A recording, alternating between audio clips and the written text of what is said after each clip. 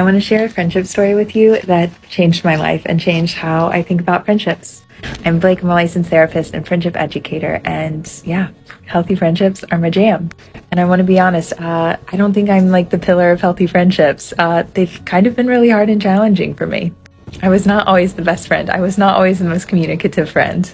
And so much of the work that I do with people is thinking about how our childhood and how we grew up in our families impact how we show up in relationships today. And that totally includes our friendships. And in my family, we didn't do a whole lot of talking about our feelings or talking about conflict. And so, of course, when it showed up in friendships, I did the exact same thing that I did in my family, and I hid and pieced out. And so this really incredible thing happened when I was in college. And I remember there was this new friend of mine, and we went on this trip together. And we were talking about something, and I remember I said something stupid about like sororities that we were in and did not think anything of it and just went along with my day. And she came up to me a few hours later and was like, "Hey Blake, can I talk with you?"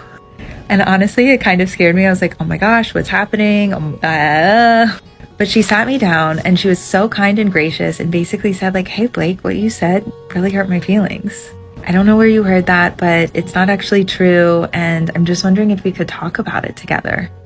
I know it sounds little, but honestly, that moment was so transformative for me. And it's something that I think about so often as I'm creating friendship content and education for you all.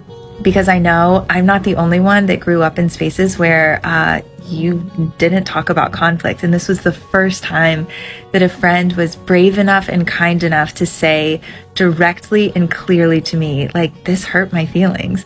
Honestly, up until that point, I didn't know that you could do something like that. And I just remember I wasn't actually offended. Certainly I felt awful and I was like, "Oh my gosh, thank you so much for telling me." But the biggest feeling I walked away with was like, I respect her so much, and like I'm so glad that she just told me.